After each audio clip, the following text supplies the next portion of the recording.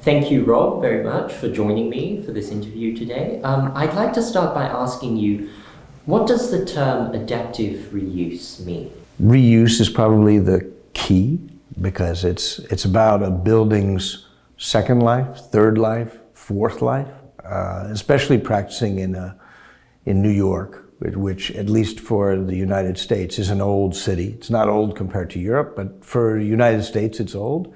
So we've got a lot of fabric, we've got a lot of history. And I think to engage that and to see those buildings come around and update and do over time. You know, a few iconic structures that are hundreds of years old, like cathedrals or something, actually still function relatively similar to their original program. But most buildings, whether it's factories, warehouses, even residences or schools, the function of the program, even if it's still a school, is so different now than what it was when those buildings were built.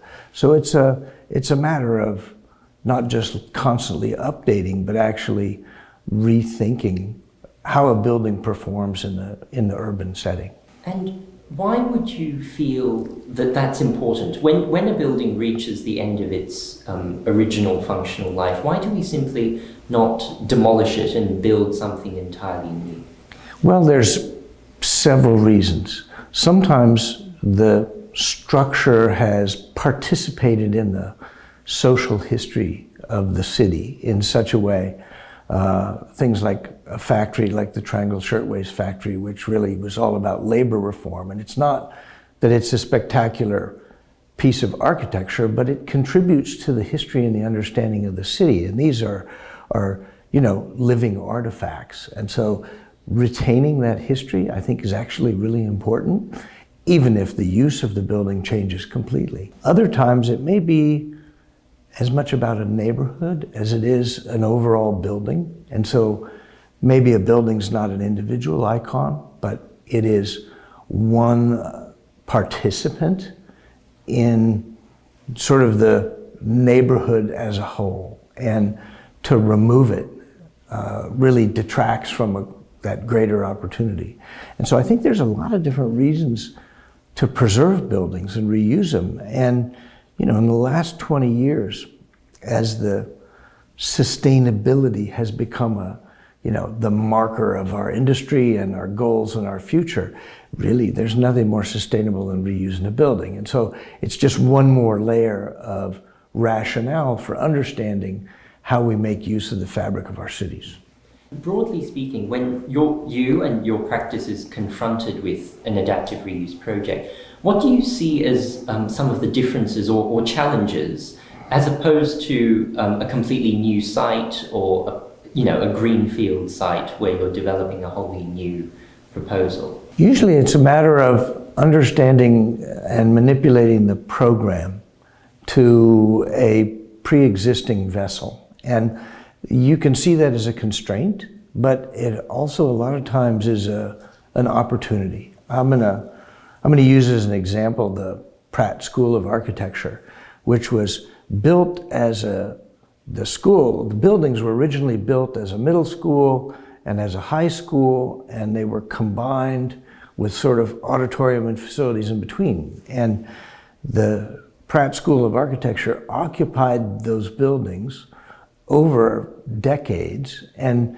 sort of figured out how to hold classes in different spaces throughout those buildings. We got involved after there was a fire, and the center section burned down and did substantial damage to both of the older buildings. And it was a really interesting opportunity to actually reinvent the school with a purpose, and the spaces actually designated for teaching architecture. On one hand, if we built a new building, I don't know if they would ever have been able to afford that much space. So perhaps there was an opportunity here to actually occupy more space. And because it was for studios and workshops, we didn't need to have fancy finishes. We could actually take the building back to its bones and let the raw space be a big part of the materiality and the understanding of that building. And so in that case, I think you probably gain in some ways by what's there. And as an architecture school, we made sure to basically expose everything we discovered, because each one of those buildings had been built in sometimes 3 or 4 different phases. And so simply revealing the different kinds and times of construction becomes in itself a didactic exercise, part of teaching architecture, in a way that a new building would not be. In that instance, it was also a significant building in a historic neighborhood.